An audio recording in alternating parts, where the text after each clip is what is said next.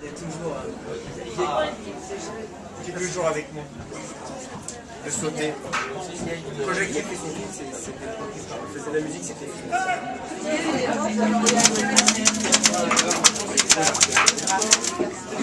And it's darker than you think.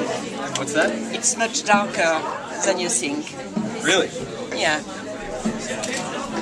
Well, tell us about it. We'd love to hear it. She told me about a very strange night she spent. She was sent by her agency for a night in a big house not very far from Paris. Can you tell us what night this was? Do you remember the exact date? No, I don't remember. It was years ago. But Years ago. she explained me that this night she put the feet in something very dangerous. La mafia? Non, pas la mafia. Les satanistes. Oui. Les satanistes. I told you, Bernard. I told you that they were involved. Avez-vous entendu parler du bourreau de Béthune? Bien sûr. C'est un célèbre cas. Bon, Nicolas Estiendorf, qu'est-ce qui se passe ce soir? Eh bien, on est dans un lieu très secret, dans un club très privé qui s'appelle le Club du Cercle. Nous sommes à Paris, quelque part au début du XXIe siècle. Nous sommes entourés de personnages étranges. À côté de moi, il y a un cadavre de femme avec de la cervelle qui se promène dans ses cheveux. Ouais, c'est ça. De l'autre côté, c'est tout aussi inquiétant. On a une marque de corps sur le sol avec un énorme cœur qui ressemble au cœur d'un bœuf. Mais pourquoi est-ce que ce ne serait pas le corps d'un individu humain? Si on regarde par la fenêtre, par là-bas, on verra des langues d'agneau. Mais alors, il faudrait regarder, il faudrait... On ira voir. On ira voir tout à l'heure. Bref, il y a une sorte de rébus gastronomico...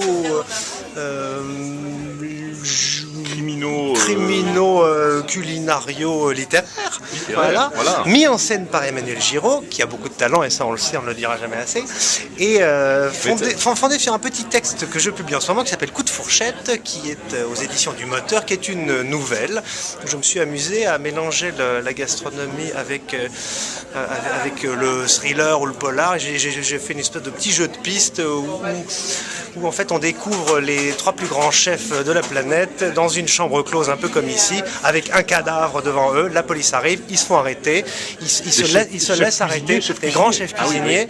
Et pourquoi se sont-ils laissés arrêter alors que rien ne prouve qu'ils sont des assassins? La réponse est dans le livre. Voilà. Et donc c'est un petit jeu de piste. On reconnaît un peu du Bocuse, un peu du Ducasse, un peu du Robuchon, un peu du Ferran Adria. Mais bien sûr, c'est de la fiction, donc ce n'est pas eux, ce ne sont pas eux. Mais ça vient dans un roman. Voilà. Et en fait, c'est la vengeance post-mortem d'un critique gastronomique. Voilà. Dont on taira le nom. Dont on taira le nom, mais peut-être sera-t-il là ce soir. Mais qu'on connaît bien tous les deux, mais comme on ne connaît pas son visage, on ne peut pas en dire plus. Absolument. Merci beaucoup, Nicolas. À bientôt. Ciao.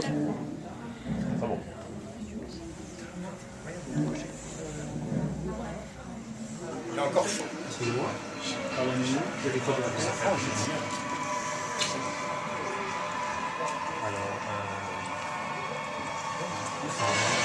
Voilà. C'est Emmanuel. C'est Emmanuel qui l'a ajouté. Bravo Emmanuel. C'est génial. Ah non, pas du tout. C'est pas fréquent. Quelle horreur. Il est bon ton boudin. C'est terrifiant. C'est comme une chair. C'est terrifiant.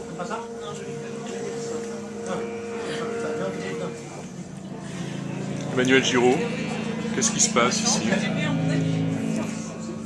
C'est un coup de fourchette fatal. C'est la sortie du livre de Nicolas Estiendorf. Il m'a demandé de mettre en scène ses fantasmes culinaires, son ambiance polar et potache à la fois. Donc j'ai disposé sur le corps d'une jeune victime recouverte de sang, du sang cuit, du boudin noir, recouvert d'une petite lamelle de piquillos. Et les gouttes de sang continuent de ruisseler sur le corps.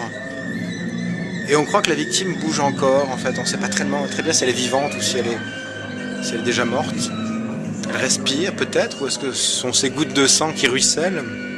En tout cas, ça désarçonne pas mal les invités qui ne savent pas s'ils doivent venir prendre un morceau de chair sur le corps ou pas.